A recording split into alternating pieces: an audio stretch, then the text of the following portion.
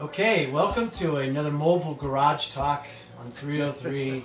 This is a little different story than our normal cycling story, but it's going to be just as fun. We're with Chris Artemis, the owner, or one of the owners, of a fourth generation bar called the Columbine Cafe. Columbine Cafe. It's on Old Golden Road, just outside of downtown Golden, right across the street from the very notorious Camp George West, home of some interesting inmates and the Colorado Highway Patrol facility. Welcome to the show, Chris. Thank you very much. Thank you. I'm so excited to talk to you. I came into your bar last week just because, and I've driven by this bar like 5,000 times, and maybe probably more than that, between here and when I grew up, and I've always kind of been curious, right? So we stopped in and got to talking to you, and I didn't realize, but we're also in a ski shop. That's why you see skis in the background. Yeah, that's it. That's it. I called it your speakeasy ski shop. It's about what it is. It's more like a clubhouse.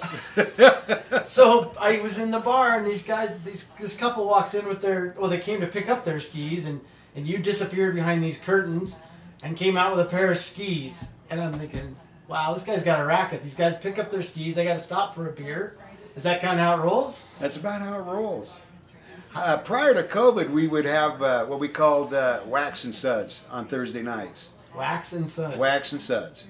And it got to the point where we'd get 40 plus people would come in on a Thursday night. We'd set the table up right out in the middle of the bar, and we would do a hot wax and edge.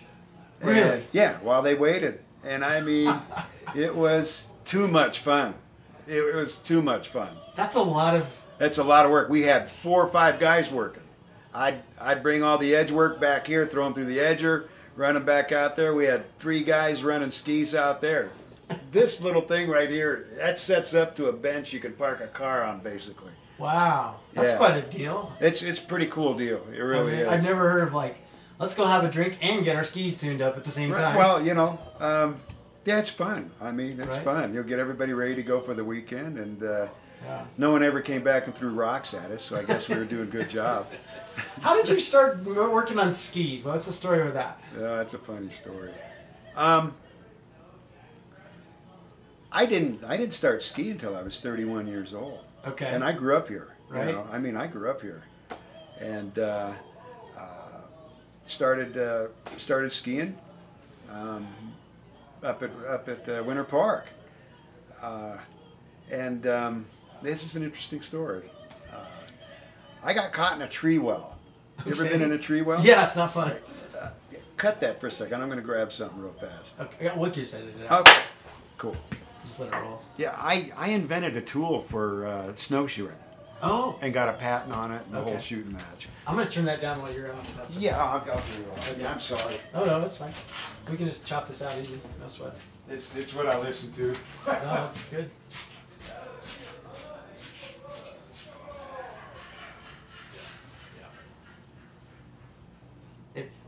Who knows how many people listen, but it's okay. It's a great song. Makes me want to come back here and drink outside. Oh, totally. Start smoking. So that's my chicken. Yeah. She was here last week, and I might ask her about it, just curious, not on camera. Ever been in a tree well? Yes, and it wasn't good. It didn't end well. This is a snow grower. Oh, man.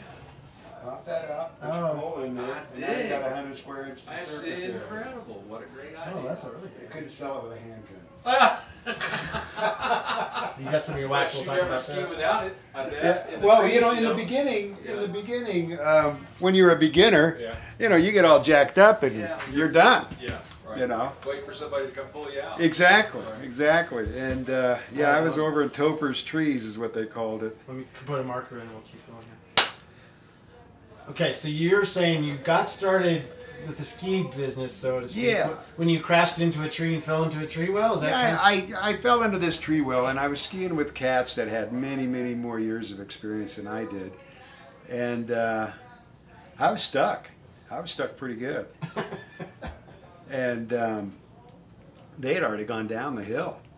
So I finally had to take my jacket off and use it and cup it and start pushing on the snow so I could get out of the tree well. I needed surface area. That's why I said if I had an umbrella, I'd be out of this sumbitch. Right. You know.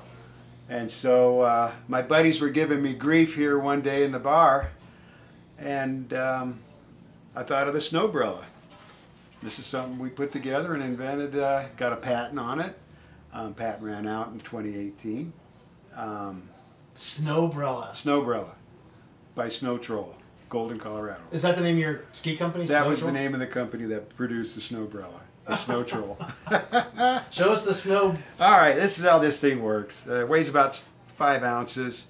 It opens up to give you 100 square inches of surface area. You can put your pole. It used to take all poles, but you can put your pole in here, or you can wrap your hand around it.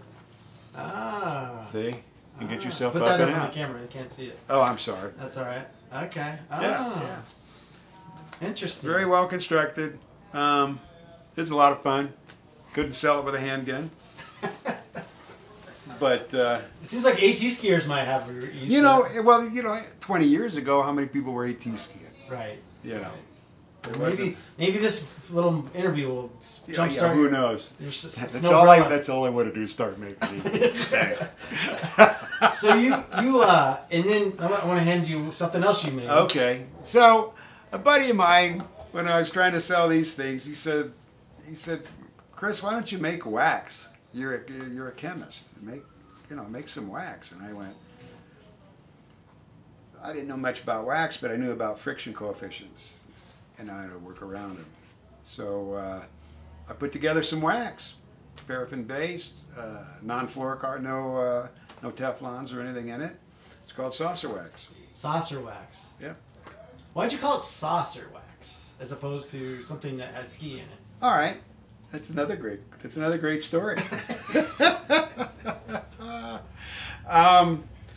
When I first started making this stuff, I'd use just a mixing bowl, okay? Okay. And you'd get a little sliver on the bottom of the mixing bowl. And after I got confident enough to go out and ask strangers what they thought how the wax did, I went to one of the oldest board shops at the time, which was the Boardroom, and Vince was another cat that went to Golden High School. He had this shop over here by King Soopers in Alameda, Sims in Alameda. Oh yeah. Yeah. And nonetheless, I go walking in there, and there's a kid that's managing the shop, and I ask him very, very politely, he said, hey, would you do me a favor and just try this stuff and just give me an honest opinion of it, if you would do that. And the guy was he looks at me, he says, man, we get all kinds of people in here wanting us to do things, blah, blah, blah. And I just put it on the counter. I said, do yourself a favor and give it a shot. And I walked out. Yep. You know, I thought he's going to do one of two things. He's going to either toss it or somebody's going to do something with it. So I showed up 2 weeks later, and I got 3 steps in the door. Kid jumped off the counter, says, that's the guy that made the saucer of wax. Uh-huh. Because it was just the bottom part of the mixing bowl. Got it. And, you can't argue with serendipity. Right. You just... Pat, that's the quote we need. Can't argue with serendipity as we do these things, right? We just can't. That's not why we're here, right? Yeah, apparently, I mean, I didn't call you. Right. I just came and drank some Herman Josephs. That's right. Such That's a treat. right. That's right. That's good beer too. Oh, I know, right? I'm so fortunate to let him have us carry it. I know. I was telling my brother about that, and he's like, "Oh, we gotta go get some Herman Josephs because that's a rare thing around here." Okay, so you made SaucerWax. You obviously put some thought in packaging. And Yeah. and That you was sell the it around beauty town of a it. little bit. Yeah, we sell a little bit of it now. Larson Ski and Sport really, they've been moving a lot of it. Yeah. Christie Sports had moved it in the past. They still used it in their shops. What makes it good? I mean, what is different about it? Well, it's not like I'm going to tell you what makes it. Or I Let's put it don't this mean way. the chemical properties. So Yeah. Is it just easier to apply? It's a hot wax system, so it's more of a traditionally applied. Okay. You can rub it on and cork it in if you like. It just won't last as long. Okay. It's made here in the States. Everything is made here. There's no properties in it that are harmful to the environment at all whatsoever. But it is still a petroleum-based product. Paraffin is petroleum-based. Right. And one of the first rules in chemistry is like likes like. So as long as they're making bases out of petroleum, we got to feed them petroleum. Interesting. So, okay. And we designed the wax around here in Colorado. The snow changes so quickly, so we wanted to make a wax that had a huge temperature range and easy to apply and give you a great glide. And there's not a wax out there that even comes close to our temperature ranges or the glide. Nice. So we sponsored the U.S. Telemark National and World Cup team. We've done those cats for about 7 years now. Okay. And yeah, you go online. In fact, we even have a couple of World Cups under our belt. Really? That they were using my wax. Wow. So, Now, do you have a website for that wax specifically? I do. What is it? It's SaucerWax.net right now. SaucerWax.net. Yeah, so. and it's under reconstruction as we speak. So. Okay.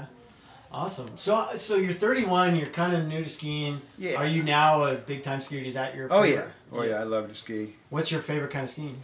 You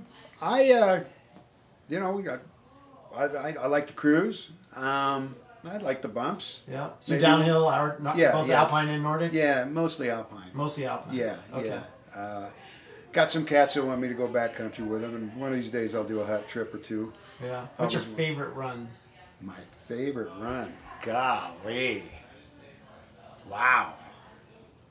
Well, I ski Loveland all the time, only because it's close and we work here 7 days a week. And just about anything you want is at Loveland.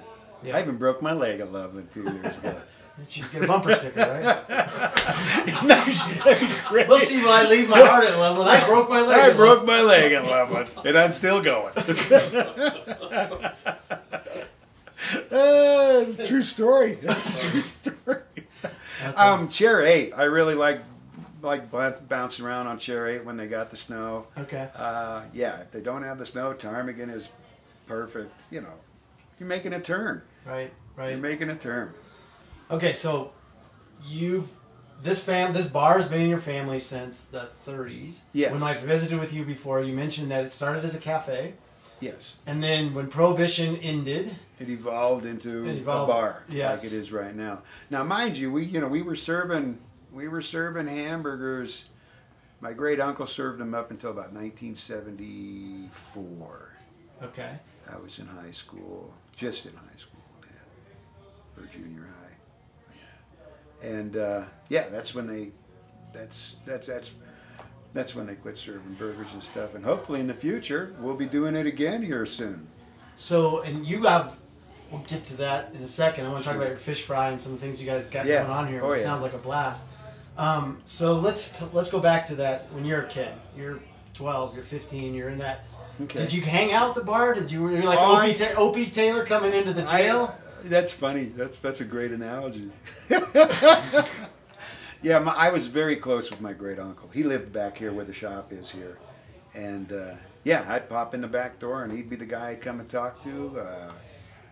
Yeah, I was very much around here a lot. Yeah. A lot. Yeah. And it was fun. And then so you kind of started taking over in the house, and since when?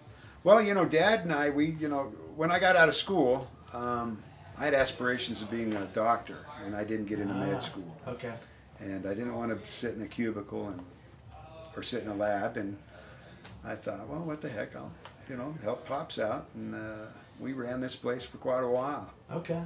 But you mentioned you're a chemist, too. Yeah. So yeah. Talk about, did you go to college, get a chemistry degree? I did. I did. Yeah. I finished out at Metropolitan State College and UCD. They had a joint degree program at the time. Okay. You did your inorganic at Metro and your organic chemistry and physics at UCD. Okay. And from that, you were hoping to jump into the med school? Yeah, exactly. Went, took the MCATs, all that stuff a couple of times. So you tried to get out? Yeah, I tried. But you didn't make it. I didn't make it. I didn't make it. But it's all good. It's all real good, actually. Yeah, no, it's a great scene. You got this cool vibe bar, and you look like you have some patrons that are pretty regular. Yeah, I've seen a couple of the people I was here last week. Absolutely. And then, and I've only been here twice. And then you have this really awesome space in the back. I mean, it's pretty deep. We do. It is. We can get up 150 or so people. And, last year we missed out because of COVID, but the last 3 years we've had a Bluegrass series. Oh, okay. Where we had Bluegrass bands out here twice a month on Thursday nights. That way we didn't run into anybody's weekend schedules or anything like that. The bands get over with about 10 o'clock. Everybody can still go home. Right. And we offer, they come, they get a burger and chips plus a show. That's a deal. It's a great deal. It's a great deal. And so we're hopefully going to start up in June again. We're already booking bands. And we're going to try to do it every Thursday. Okay. And that along with our famous little fish fries that we finally got going again. And that's on Fridays? That'll be on Fridays. That'll start after, where are we at, March right now? Just started in March? Yeah, we'll start in May. Okay. With the fish fries. Because everything's cooked outside. So you put a bunch of beers out there? And put a bunch of beers. We got a wet bar out back. And that's just, it's a kick. That sounds like a blast. Yeah, and the grass is green, you know. Yeah. We try to keep things nice and green. And so where's the music? Where's the band? Is it back that way or this you know, way? it's going to be a new gig.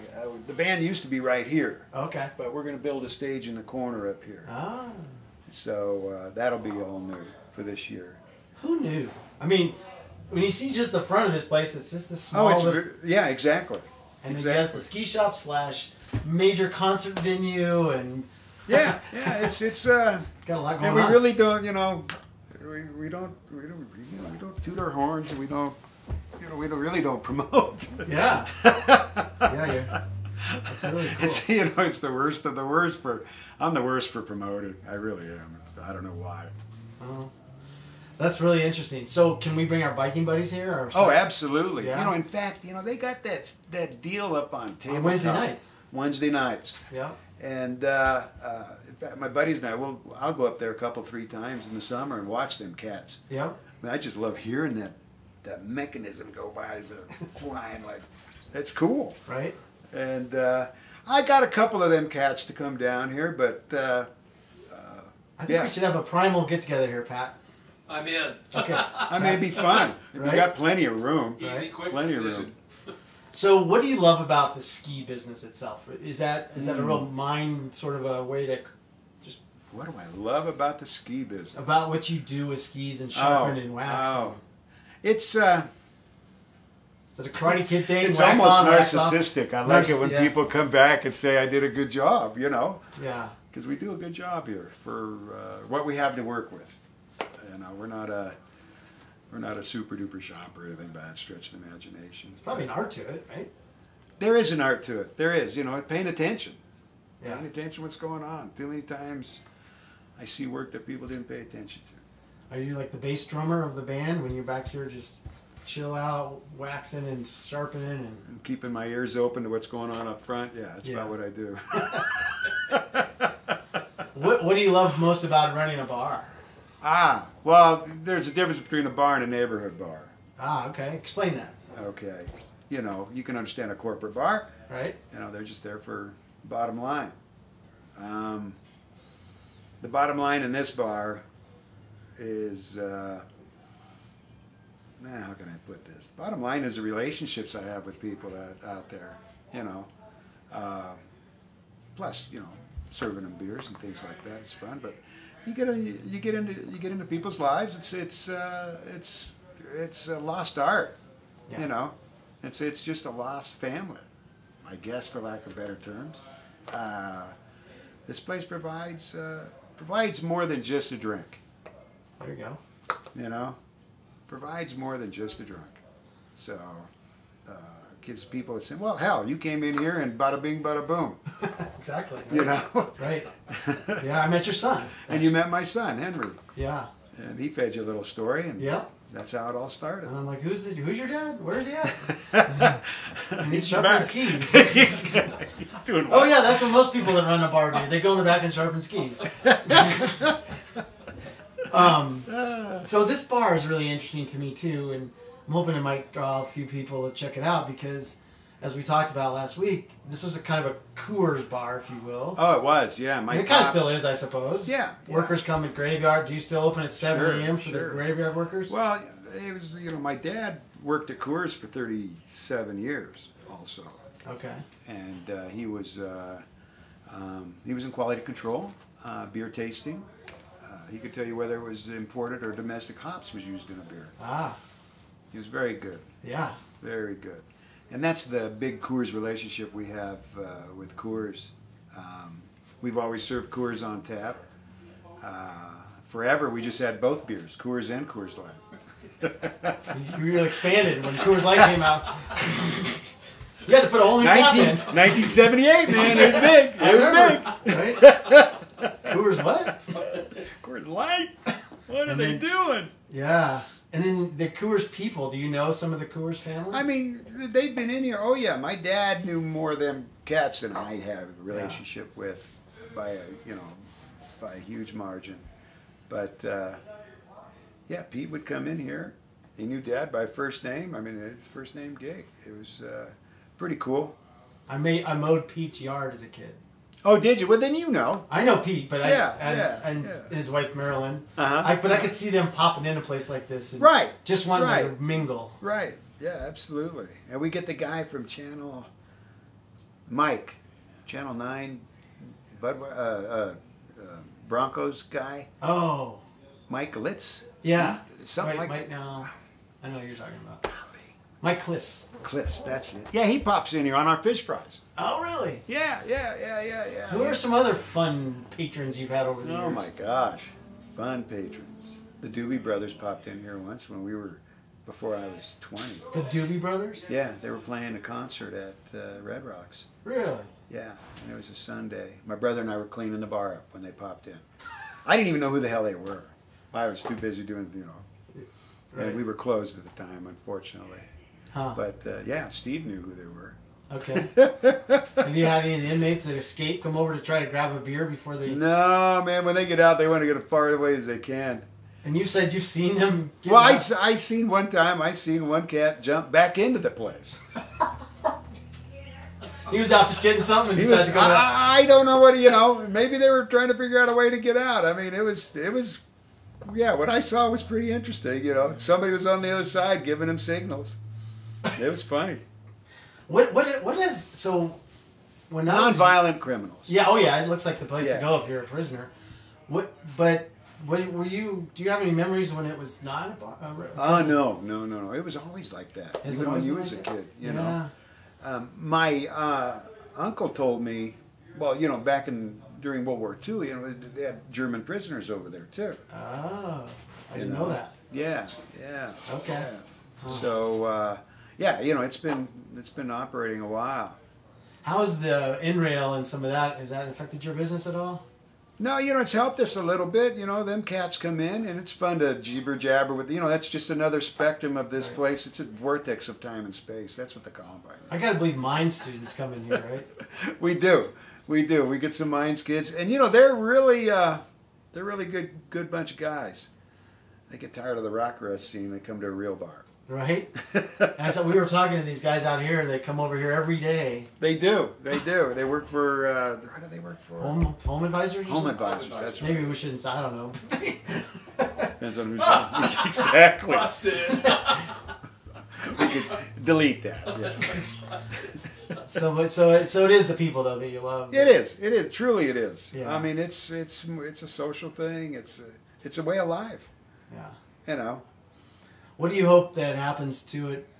Say 20 years from now, your son, does he hope to sort of take it on? Well, he's 24, Yeah. so no guarantees. Right? No guarantees. And I have a daughter. She's 18. She's going to school now at the Colorado Mountain College in Glenwood. Oh, okay. And she wants to be a nurse. So let's hope I think she'll make it. Well, if you. But yeah, Hank, I'd love to see him. If he wants to do that, keep it going, hit the 100-year mark.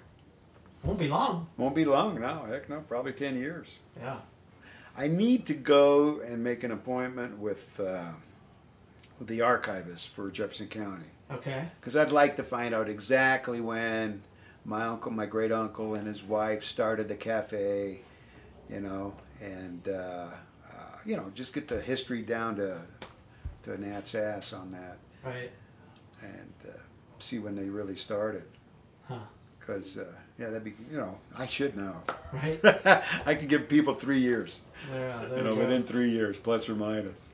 Well, I've really enjoyed chatting with you and get to know you a little better. Likewise. And it's fun to know this Speakeasy Ski Shop and your entrepreneurial spirit and your inventor spirit all sort of wrapped into one, right? Yeah. It's if you can call it that. All right. Well, we'll look forward to having another Herman Josephs one of these days. Absolutely. Bring your brother in here. I will, for sure. And for reals, you guys, we need to do something this summer for the bikes. We'll do it. It'd be a good deal. Absolutely. It'd be a lot of fun. Okay. Good deal. Thank you. Cheers.